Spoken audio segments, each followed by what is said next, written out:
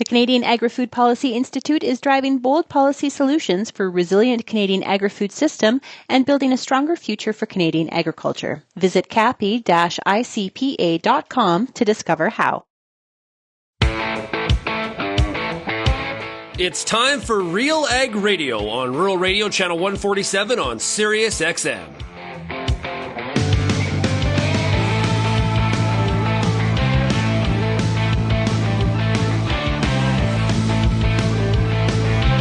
RealAg Radio and RealAgriculture.com is your home for insight and analysis of the issues that are impacting your farm business. Let's get real and get connected with RealAg Radio.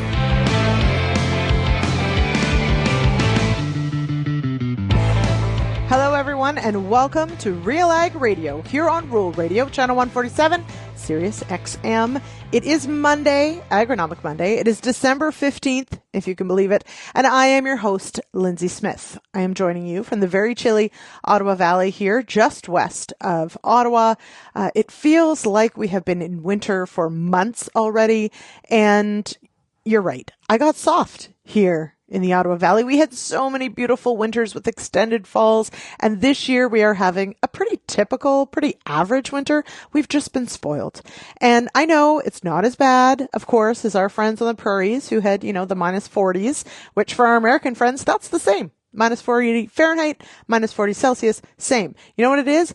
Bitterly and dangerously cold. So just stay inside for any of you dealing with that. Of course, if you're like me and have livestock, get yourself a farmer or a rancher who goes and feeds the livestock for you. See what I did there? Okay. On today's show, I'm super excited for this lineup. I've got, let's call it a balance of agronomy and not so agronomy, but it's worth it. So stick with me.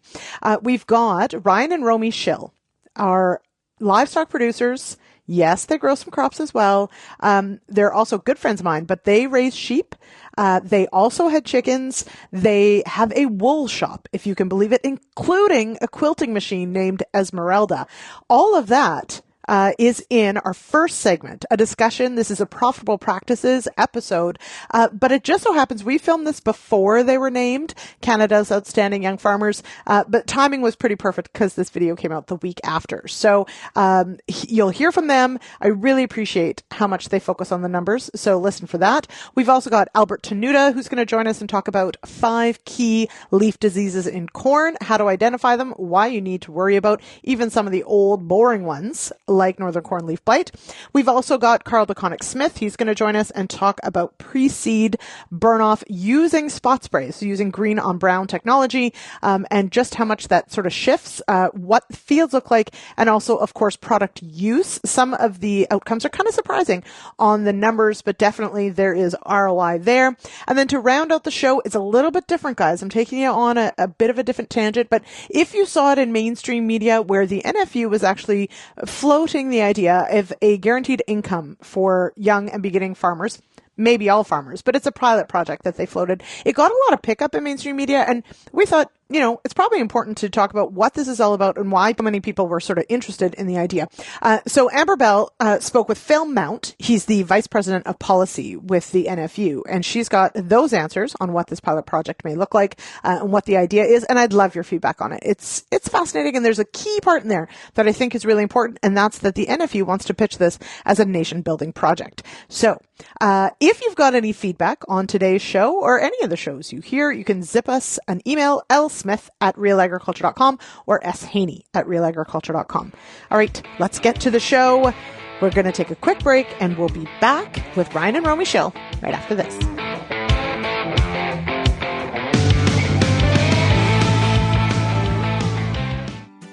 Time for a product spotlight with Cantera Seeds and one of the territory managers in Saskatchewan, Shannon O'Neill. What kind of performance have you seen from these hybrids? I had a couple of really good trials. One, they had our new 4200, which was the first or second place leading hybrid in that trial. And then as well, I had another trial. We saw really, really strong performance with our new CS 4200. Cantera Seeds is offering the Farm Credit Canada 0% interest program on all canola hybrids again this year. So the program is a 0% interest free. Any orders or seed orders that are placed before March 13th are eligible to be in that. So if you're not booking your seed until later in the winter, you're still eligible to take up that offer. And it's a 0% offer until October 1st of 2026. If somebody wants more information about anything that is in the Cantera Seeds portfolio, how do they find out more? We've got all of our independent trial results are on our website, canteraseeds.com. As well, all of our territory managers' contact information is on our website.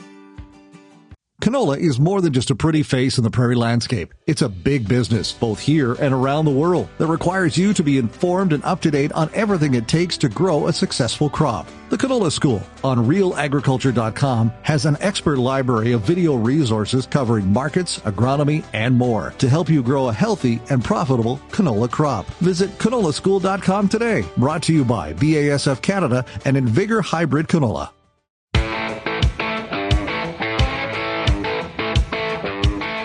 Welcome back to RealAg Radio here on Rural Radio, Channel 147, Sirius XM. It is Monday, December 15th, and this segment brought to you by CDC Evident Durum from Alliance Seed. It's the clear choice for plant 2026. It delivers high grain yield, strong disease resistance, and excellent end-use suitability. With CDC Evident, you'll set a new standard for durum performance. Learn more at allianceseed.com or call 1-877-270-2890.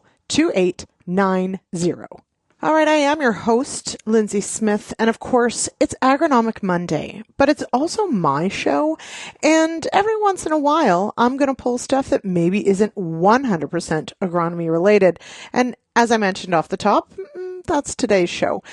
Pete and Sean get to present at an event in Ontario today, and so Pete is away, and so I'm going to pull some really great coverage we've got over at RealAgriculture.com. And this particular piece, I'm so excited about this. So Ryan and Romy Schill are, full disclosure, good friends of mine, and I am so incredibly proud of them for being named one of, so there were two winners of the Canada's Outstanding Young Farmers just a couple weeks ago. They won, and when you listen to this interview, you'll probably understand fully why. Ryan and Romy are incredibly dedicated. They're creative. They're hardworking, and they really know their numbers. And this is something that I aspire to do on the sheep side. And I will say, and it's no surprise, anytime that I can run an interview that has a background of sheep buying, I'm going to do it. So here it is. This is Ryan and Romy Schill's conversation with Bernd Tobin. This is for a Profitable Practices video. You can see it, because there's lots of cool visuals that go with it, over on YouTube. All right, enough talking. Let's listen. Today, we're going to learn how a young farm family has built a thriving sheep and wool business. I'm here in Mapleton, Ontario, where you'll meet Ryan and Romy Schill and learn how they're using efficiency and innovation to make their business more profitable and sustainable. Tell us about the farm. You have Circle R Livestock and the Revolution Wool Company. Tell us about how it all started and the evolution. Yeah, so this farm here was actually my grandparents. We purchased this farm in 2008 after I finished college. When we started, we had pigs throughout to finish. We had beef cattle, layer breeder chickens, and the sheep kind of started as a side project. We had an empty space up in the bink barn. We had lots of extra hay that year, and Grandpa said, if you want to try sheep or do something with it, go ahead. So I bought my first 25 ewes, then we expanded to 50. In 2010, we were kind of at a crisis point. The pigs weren't paying the bills and the cattle weren't paying the bills, so we had to figure out how to keep this farm going. So that's kind of when we saw the potential in sheep to grow with that. So from there on, we kind of started focusing on sheep expansion. We still had the layer breeder chickens, and kind of the rest is history. Yeah, the joke was always one day we'll have 1,000 sheep, so here we are. Yeah. Tell us about Revolution Wool. I mean, that came a little later, right? Yeah. So I'm a fairly crafty and artistic person, and I knew that wool makes yarn and yarn makes sweaters, and why can't we do that with our wool? I went to a yarn festival with my mom and thought, why is none of this Canadian wool? So I did a little digging, had a small batch of yarn made. It was some great yarn, and then I kind of just got sucked in and discovered more potential. And from the yarn, it turned into, well, we can make pillows with wool, we can make bedding, we can do all this other stuff. And it was kind of a nice slow start. I kind of did it just for fun while I was on mat leave from my job back then. And kind of as the kids have grown up and things have evolved, we've just kind of slowly grown it, and now I spend probably most of my time in the wool store and show up on, days like weaning or lambing, and don't actually do much on the actual farm side anymore. It's all the wool stuff. Why sheep? You mentioned that neither of you have a background in sheep. Talk about the opportunity and what brought you here. Yeah, so why sheep? We don't really remember. Know. Because, I remember I was in the sheep 4-H club before I went to college, and we had 3 lambs in my dad's barn, and all they did was spat. And I said, I never ever will have a sheep on my farm. And why did that change? I don't know. But anyways, here we are. But when I mentioned in 2010 when we started looking at different market opportunities, we saw, with all the immigrants coming into Canada, they want to eat lamb. They don't want pork. They don't want beef per se. So we saw a strong opportunity in the lamb market there. So that's kind of why we lean towards that. Not only that, they're a small, diverse animal. They're not a big beef cow. You don't have to worry about getting kicked or anything like that. And flexible. When we were working in the old barn, we slowly just renovated different corners of the barn, and we just kept adding more and more sheep, because you really don't need more than some 2x4s and a couple gates. They're really easy that way. Tell me about growth and expansion here. You've really taken a measured approach here. So up until 2018, we were at about 400 ewes, and the goal was kind of, how do we bring both of ourselves home to the farm full time? So in 2018, we decided we build this barn to expand the sheep, and the expansion plan was to go to 800 ewes. And the reason why we kind of settled on that was we have 100 acres here. We rent 50 from my dad, but we don't want to depend on that 50. So we lost that land. We would at least grow the feed here on our own farm to feed the 800 ewes and make it work. So that's kind of where we set up with that 800 number for the ewes. Lambs are pretty simple. You can breed the ewes or different breeds of sheep. You can get more lambs out of it. So we weren't necessarily looking at how many lambs can we get out the door. It's what's our maximum number of ewes, and then use genetics to maximize the number of lambs getting out the door.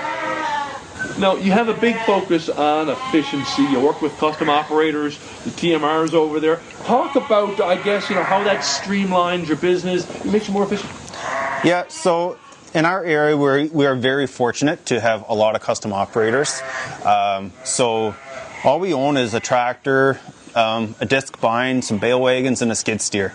Everything else we either have custom done or we rent the machinery, and that just allows us to not be capitally invested into machinery that only gets used once in a while. Yeah.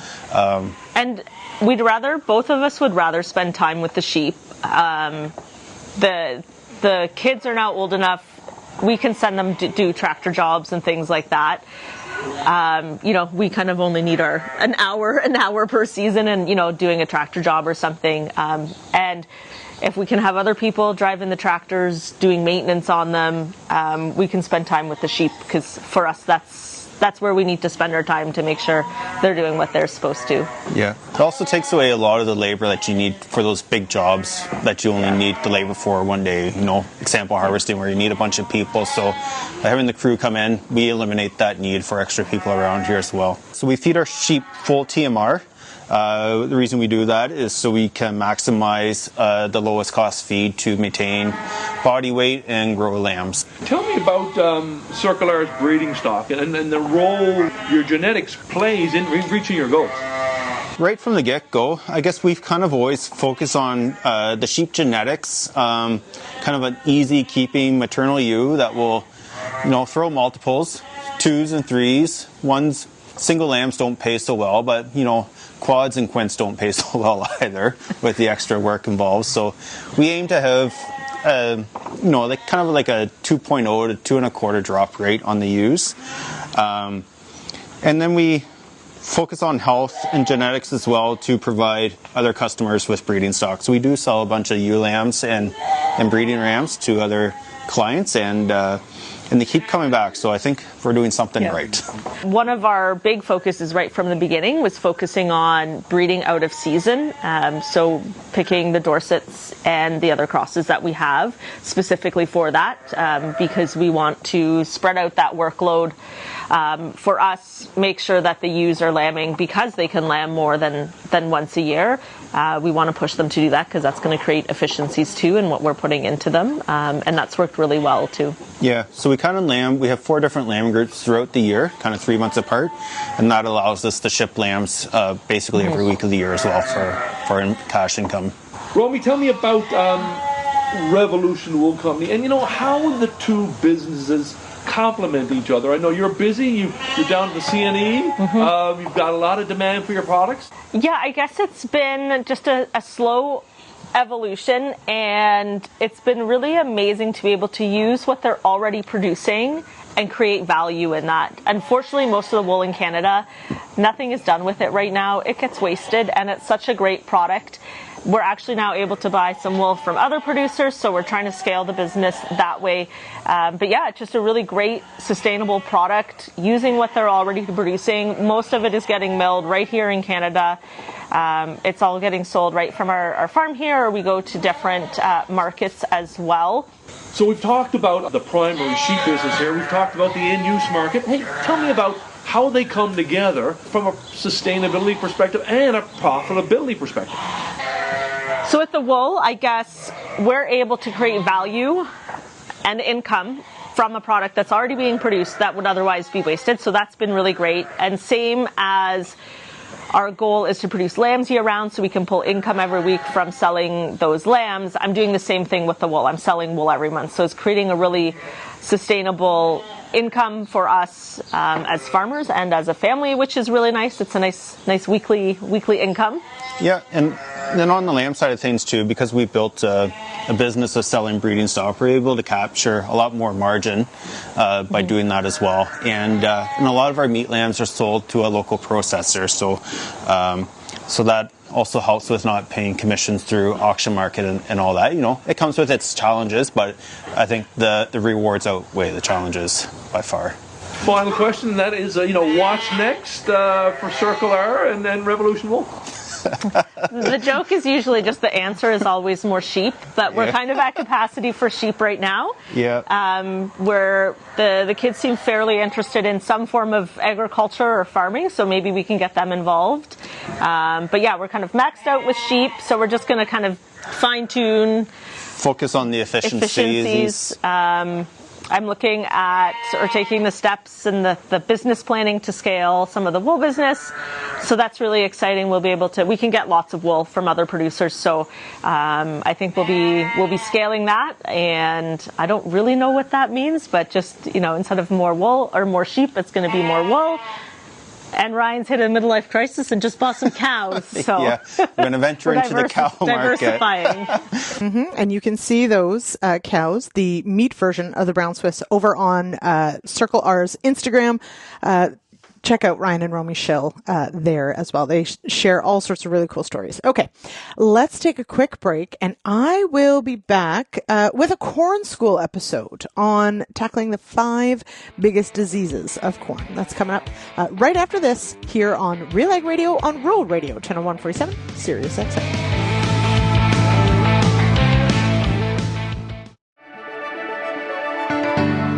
Built on over 100 years of seed innovation and unwavering commitment to farmers, Pioneer 100 Series canola hybrids deliver a step change in yield performance and agronomic traits.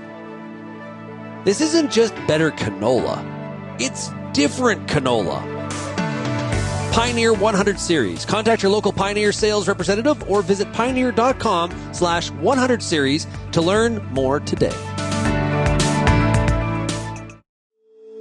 If you're involved in the agriculture industry, it's important to stay informed on all the latest issues affecting your business. At RealAgriculture.com, we offer fast, reliable news, information, and insights to help you keep on top of all of the latest in Canadian agriculture. Visit RealAgriculture.com and sign up for our free daily newsletter covering everything from news, agronomy, animal agriculture, and much more. Visit RealAgriculture.com/subscribe today.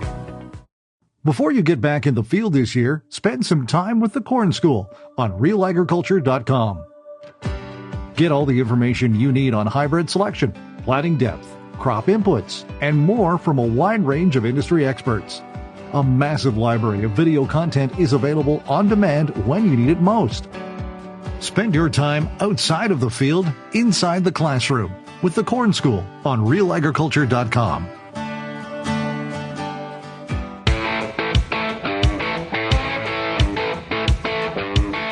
Welcome back to RealAg Radio here on Rural Radio, Channel 147, Sirius XM. It is Monday, December 15th. I am your host, Lyndsey Smith. It is Agronomic Monday, and the Crossroads Conference is coming up. Crossroads, Alberta's crop conference, returns January 27th and 28th in Edmonton, because who doesn't want to be in Edmonton in late January?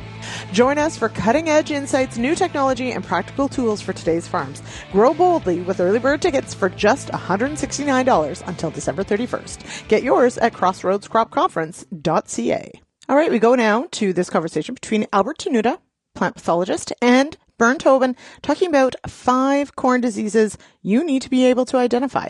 Here we go. Hi, I'm Bernd Tobin. Welcome to the Corn School. Today, I'm catching up with Albert Tenuta, OMAFA's plant pathologist. How you doing, sir? I'm doing great. We got a little bit of rain. It's great. And maybe that's a little bit thing, might cause a little bit of disease. You are a man of disease. Disease, they love wet conditions, humid conditions, but, the one thing about diseases, it doesn't matter what the environmental conditions, there's 1 or 2 pathogens that will take advantage of it.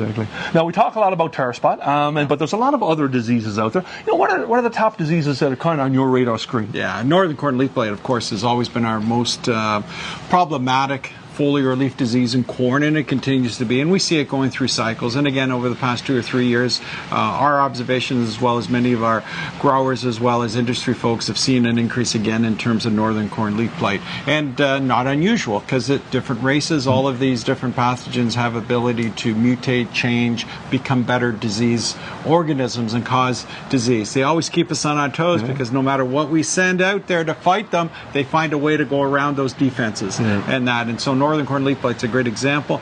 So you talk about northern, there's some other diseases here, and the key is identification. What I'd like to do is do a little ID 101 for the folks here. I've got about 5 diseases. Let's go through it, and as I say, take us through what you're looking for, what you're seeing, and what that might have for management implications. So let's start with northern corn leaf blight. Easy to identify.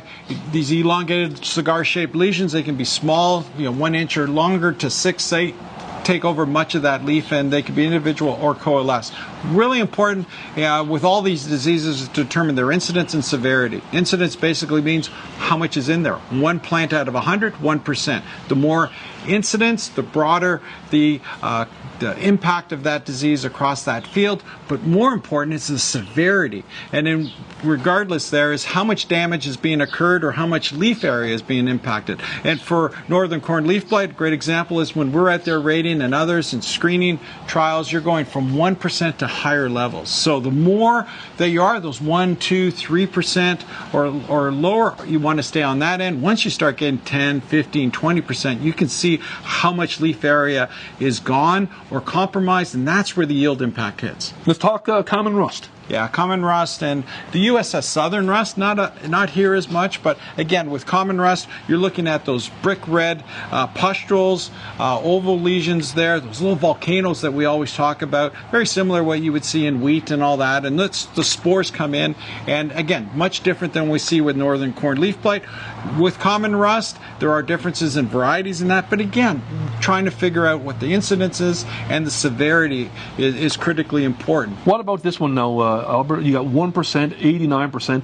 What's going to happen at each end of that scale? Yeah, so on the low end, and this goes across most of the diseases, on that low end there, it's there. You've got to understand, what's the total impact on that. So those 1 to 2 to 5%, depending on when it occurs, early on in the season when the plants have a lot longer period to grow, the longer the impact. If it's later on in the season, close to maturity or harvest, then we don't really worry about it because it's usually late in the season, the plants filling grain, not defending against many of these diseases. Another one is gray leaf spot, right?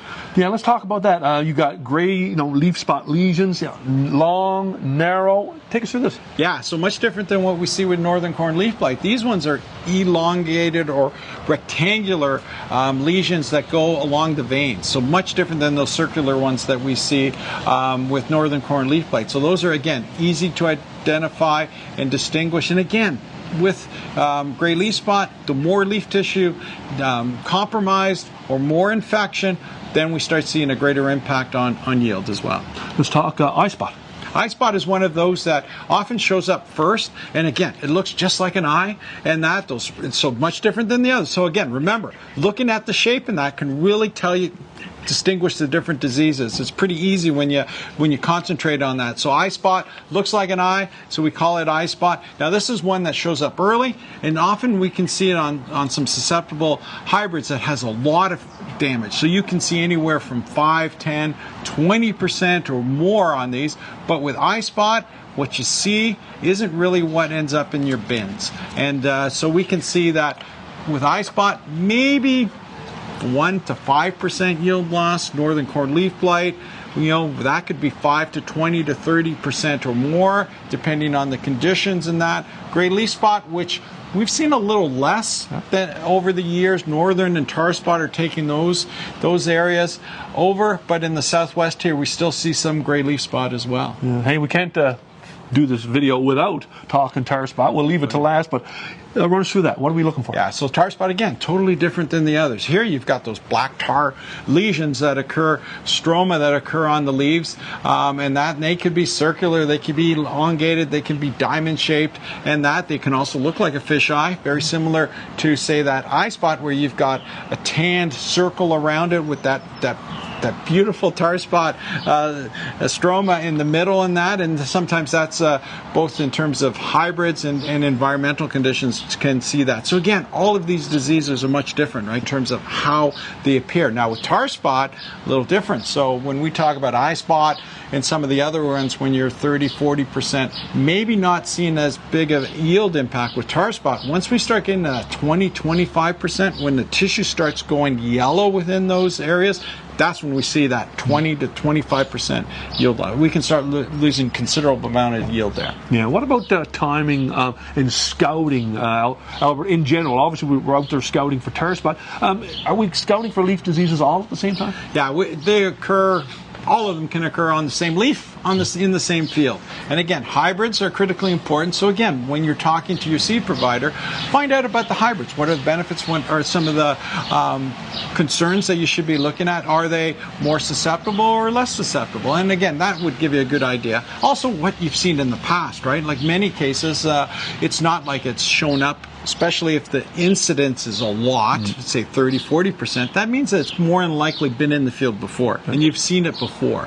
And so again, that's another way to assess your risk is, are these diseases common in your fields and at what level? And if you start seeing them increase year after year after year, then you've got to really start to manage them, think about it, and look at those hybrids as well as, if you need fungicides as well. Awesome. Well, Albert, always great to have you on the Corn School, a great scouting guide. Appreciate you for stopping by. Great, thank you. And don't forget, there's other materials there, cropprotectionnetwork.org.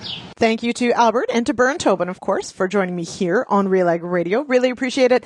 As always, you can head to our YouTube channel and check out that full video, get all the visuals. Bern does a great job getting out in the fields, and so you can see what they're saying. You know what they say. Pictures, 1,000 words, all those sorts of fun things. Okay, we're going to take a quick break, and when we come back, fascinating discussion about spot spraying and the importance of course, starting clean to stay clean when it comes to crop production, specifically canola. We've got a really great discussion coming up with deConinck Smith right after this.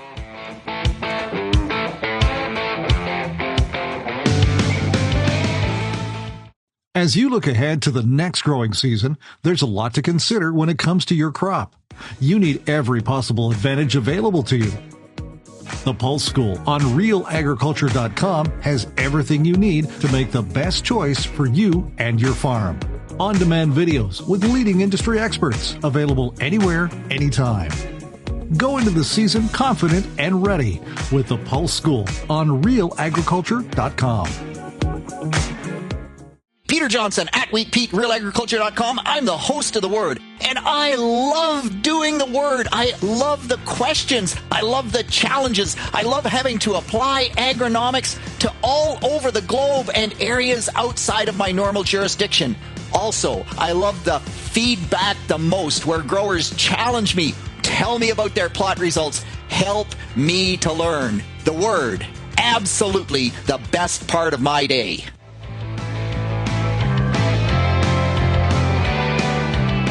Welcome back to RealAg Radio here on Rural Radio, Channel 147, Sirius XM. I am your host, Lyndsey Smith. It is Monday, December 15th. Yeah, that's right. 10 days to go till Christmas, everybody. And I am so excited for some downtime. I'll tell you that. This next discussion you're going to hear is with Carl deConinck Smith. He's a farmer out of Saskatchewan, and our own Amber Bell from the sprayer cab, actually, talking about using spot spraying. And this is green on brown technology, for the pre-seed burn-off pass and what that looks like on his farm. Super cool. Amber Bell here with Real Agriculture. I am sitting with Carl deConinck Smith in his sprayer as we are out doing a pre-seed burn-off with his weeded technology. So welcome, Carl. It's great to see you. Yeah, great to see you too. So for this canola school episode, we're going to talk a little bit about the weeded technology, what that looks like as a production practice, and why it's important to do your pre-seed burn-off. So let's open up with a little bit about your farm. Tell me a little bit about yourself and what you're doing out here. Yeah, well, my name is Carl deConinck Smith. We farm in west central Saskatchewan. We farm about 13,000 acres, and we seed 10,000 acres of mixture of canola, cereals, and pulses. Right, and you're out here doing a pre-seed burn-off. So before we even get into the weeded technology, let's talk about why you see the importance of a pre-seed burn-off. Yeah, the big importance is we've got good ground moisture, so we're trying to preserve that ground moisture that the weeds might take before the canola.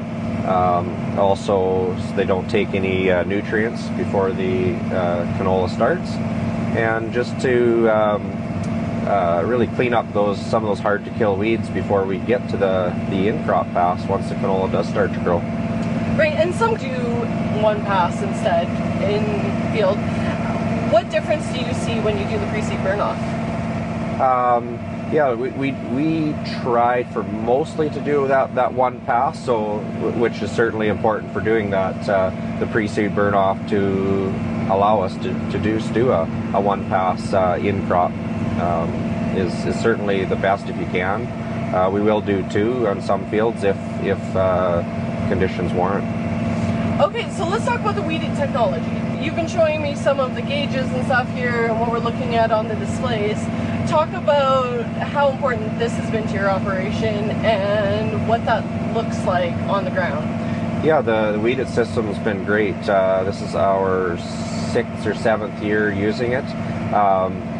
It's the reason we kind of got into it was to allow us to continue to do the spraying the way we wanted to combat resistance, and to be able to use higher water rates on overall without using higher water rates. It's just it allows us to save quite a bit of chemical over the years. Right, and the spot spray is pretty accurate. So what is that looking like? Like, how much chemical are you actually putting down on the plants?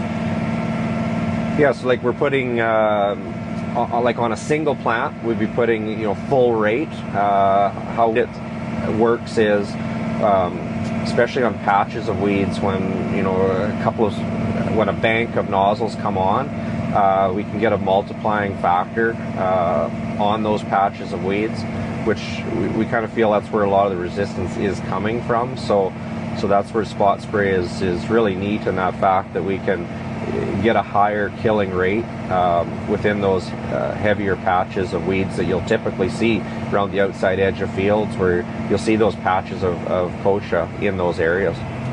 Okay, when we were talking about prices, when chemical prices go up, how much of an impact have you seen that has made a difference in your ability to continue spraying and doing your thing? Yeah, so we a few years ago there, when Roundup got quite expensive over the winter time, we did quite a bit of fall spraying before that, when it was a little bit less expensive, and then in the spring, when the chemical was expensive, having this system really allowed us to target that expensive chemical that spring, and it really lessened the impact of the fluctuation of the chemical cost. Right, and you're in Darcy, Saskatchewan. So what weeds are you killing, and have you seen any that, hey, this might not be the thing for work? Yeah, so honestly, enemy number one, of course, is definitely in West Central, is kochia. And then all other usual suspects like your winter annuals, which are very easy to target. Probably the one weakness sometimes of a spot spray can be those newly emerged wild oats. So what we'll do when that occurs is we'll switch over to at very least a dual rate, or possibly even just the full spray at certain times once there gets to be a certain, usually about 60% coverage of the field with weeds is about the time when you want to switch back over to a full spray. It doesn't really pay or make a lot of sense just to do a spot spray at that point. What have been some of your learning experiences while putting this into practice? Because you've been using it for how long? About 6 years. So honestly, the biggest learning experience, and what I tell anybody who's asking about the technology, is just because you have the technology does not mean that it is needed or used in every single field or application or even season. So if the right thing to do is to full spray, then you full spray, but you have the technology there when the situation presents itself to either do a better job or to help be more sustainable and use less chemical when the situation warrants. Great. And how hard was this to get integrated into your system? Actually, it's super easy. Essentially, the system I have here right now, it comes as the boom with the weed-it system put on it, and they've just took the stock booms off and they attach it right to it. And honestly, it's almost too simple a system. You basically just hit the button on the weed-it box and drive. It really does the rest. Okay, you can turn your volume back up. I know the background noise is maybe a lot, but for most of you, if you're farmers, maybe you're wondering, is that my background noise? I love that here at Real Agriculture, we'll do interviews just about anywhere, from a combine, from a sprayer cab like this one, from pickup trucks on the side of the road. We do it all. Okay. Fascinating discussion. Carl, we've had Carl on the Agronomist before to talk about his spot spraying setup. Some fascinating insights there. If you want to go check that out, you can head on over to realagriculture.com/agronomists to see that. But also, of course, go to canolaschool.com and you can find that video as well. Okay, we're going to take a quick break, and I'll be back with a fascinating interview about a guaranteed income program for farmers. Stick around right after this.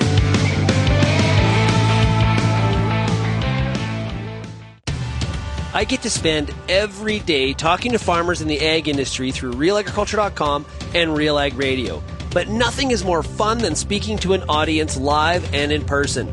If you're planning an ag event, book a Real Agriculture speaker to make it a successful and memorable experience. Email shaney@realagriculture.com and you can book myself or any other Real Ag personality to speak at your event. Bring your audience all the fun, insight, and energy of Real Agriculture.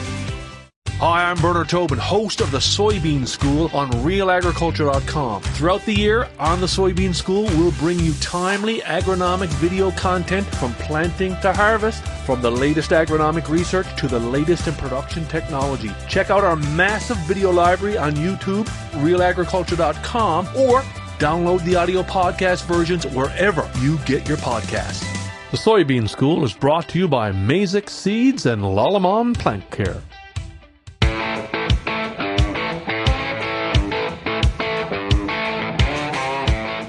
Welcome back to RealAg Radio here on Rural Radio, Channel 147, Sirius XM. It is Monday, December 15th. I am your host, Lyndsey Smith. And with deep roots in agriculture, MMP's Farm Management Consulting team helps farm businesses make confident decisions for long-term success.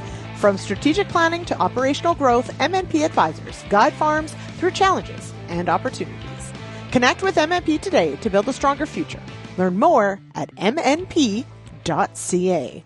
All right, I did tell you that today's show was mostly an Agronomic Monday, but there were, of course, a few other things thrown into the mix. This is one of them. So to round out today's show, it's a conversation that I know for much of our audience, it probably is, you might start shouting at your dashboard, or maybe your phone, if you're listening to us on Spotify or other podcast platform. Shout out to you for downloading the podcast. Really appreciate it. But as I said, a few weeks ago, Amber Bell sat down with Phil Mount. He's the Vice President of Policy for the NFU. And this is not necessarily a new concept for the NFU, but they have put forward a resolution to explore a pilot project that would ensure a minimum guaranteed income for farmers, specifically young and beginning farmers. And it's not maybe an entirely new concept, but it definitely is one that is catching a lot of attention in mainstream media. And we thought, well, it's probably important that we cover it too. One of the key things, though, that I really encourage you to listen to and listen for in this, because, the discussion itself, it's something that's been put out there. They're going to look into it. But Phil tacks on that this is what the NFU essentially has said would be a nation building project. And that's the point in this entire interview where I was like, see, this is where all sectors of agriculture really need to step up and bring forward ideas for nation building projects within agriculture, because we've talked about it so much on the show, on the issues panel. We've talked about, okay, what would that be? What would that look like? And so far, I'm not terribly overwhelmed, even regular whelmed by the response. Within our own team, we talk about it, we've talked about it on the show, but no one's really, really solidified an idea. And so hats off to the NFU on this one. Whether I agree with the concept or not, I'm at least pretty impressed that a group has come forward, not just with an idea, but they're positioning it as a nation building project. And that's something this government is asking for. So I find that fascinating. Anyway, here we go. Please listen. And I would love your feedback. My email is lsmith@realagriculture.com. And you can, of course, text or call that feedback line 1-855-776-6147. All right, let's go to the interview and then we'll wrap up the show. I'm Amber Bell, and this is Real Agriculture. Today I have with me Phil Mount, who is the Vice President of Policy with the National Farmers Union. Welcome, Phil. It's great to see you. Thanks for having me, Amber. Now, the National Farmers Union just had their annual meeting. Tell me a little bit about what you guys do, what the meeting was, and specifically one resolution that we're going to talk about today. What was adopted at the meeting? Great. Well, so our annual convention is a chance for farmers from all across the country to get together. And in the case of resolutions, what we do, we have delegates from all over the country, and they bring forward ideas that have been passed at a regional level or at a local level. And they bring them to the national convention and debate them and discuss them and decide on which ones are the ideas that we're going to be giving priority to as a farmers union in the year to come. And in the case of this year's convention, which was in Moncton, New Brunswick for the first time, one of the key ones that's got a lot of interest from certainly from media across the country has been the idea of supporting a guaranteed annual income for farmers. Right. Tell me a little bit about that. I mean, it's an interesting idea. A little bit harder because we run our own businesses, right? So talk to me a little bit about what that resolution included. Yeah, I mean, the National Farmers Union has a long history of supporting guaranteed annual incomes and basic income guarantees. Like in 2016, the membership passed a resolution calling for a basic income guarantee for all Canadians. So that's more on a broad level. But we've continued to speak out for a guaranteed annual income. In 2023, we helped author the agricultural case for a basic income. That was a study that came out during the pandemic, essentially folks compiling sort of the case for a basic income guarantee in different sectors of the economy. So that was the first time we sort of focused on the idea of an income guarantee in agriculture. And then just last year, the NFU passed a resolution to explore the feasibility of a national farmer pension plan so that all farmers could continue to produce food, provide employment, and be able to retire with dignity. And sort of trying to address the link between land prices and our retirement income.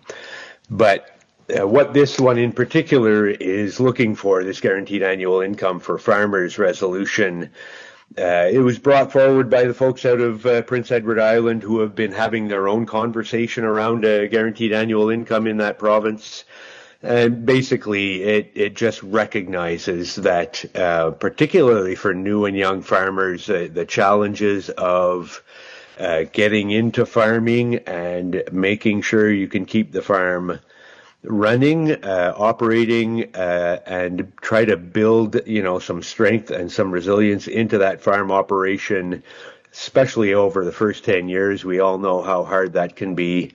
But, in this day and age with especially the prices of land going up like they have, it has become harder and harder for folks to get into farming and stay in farming over that critical window. So that's the main impetus behind this resolution. Now, the amount that was chosen is $50,000.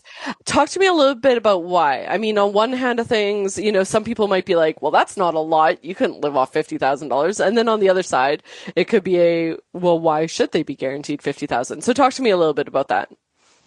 Yes.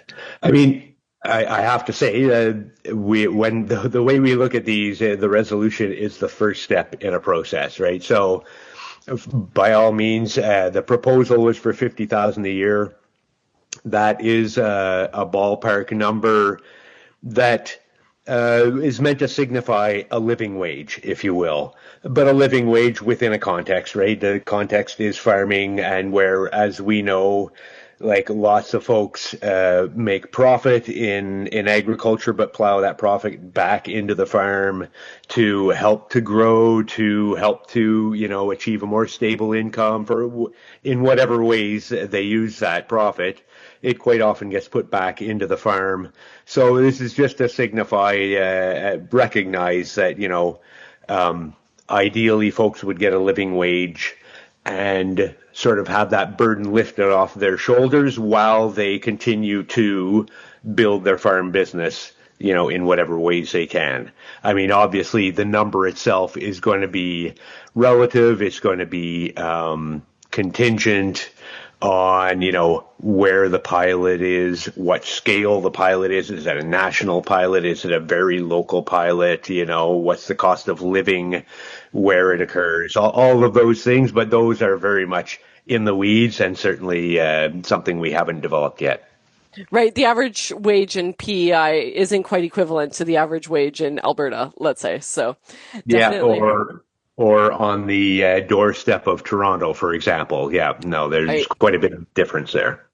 So how would a guaranteed income interact with current federal and provincial support programs?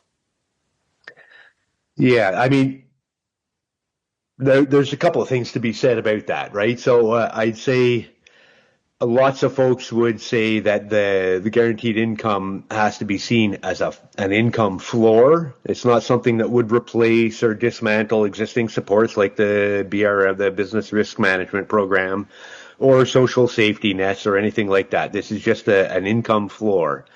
But at the same time, I'd have to say, like, current farmer income supports aren't really working for small and mid-sized farms, and that captures like most of the folks who are new or young farmers, right? And so like agri-support, the business risk management programs offered by Agriculture and Agri-Foods Canada, agri-insurance, like they disproportionately support large agribusiness scale enterprises and don't focus so much on support for small and mid-sized farms. And so that's typically who would be targeted by this guaranteed annual income. Right. And how do you respond to concerns about program cost or potential disincentives for productivity? Right. I mean, yeah, as I mentioned, we haven't gotten into the weeds about eligibility criteria or safeguards to prevent abuse. Like I mentioned, the resolution is the first step in the process. But what I would say is like, the NFU has a large network of allies and supporters in the academic community, including a number of NFU associate members who have been working on designing a basic income guarantee program. This isn't something that's a new idea in Canada, and certainly lots of academics have been working on developing this. So this is one of those instances where we don't have to try to invent the wheel. We stand with friends who've already done this work. Right. With that resolution being the first step, what are some of the next steps, and what initial steps are you asking the federal government to take? Yeah, it's not entirely clear that we would be asking the federal government. This pilot program might be more useful or better positioned to provide useful information if it's in one jurisdiction, and that might be provincial or even municipal. And so that's another piece we'll have to determine. But whatever the determination, the pilot will definitely need guaranteed funds over the course of the pilot, which in this resolution, it's stated that the ideal would be a 10-year pilot window. So we'll be looking to the federal government to fund this as one component of a nation-building project that focuses on rebuilding the heart of agriculture in this country, right, by investing in new and young farmers and the infrastructure that they want and need in order to feed their communities, a nation-building project that rebuilds resilience in our farming community. Diverse, regionally based supply chains, right? This is something we had within my lifetime that support the development of regional production, processing, and distribution. Again, all of that has gone away in my lifetime.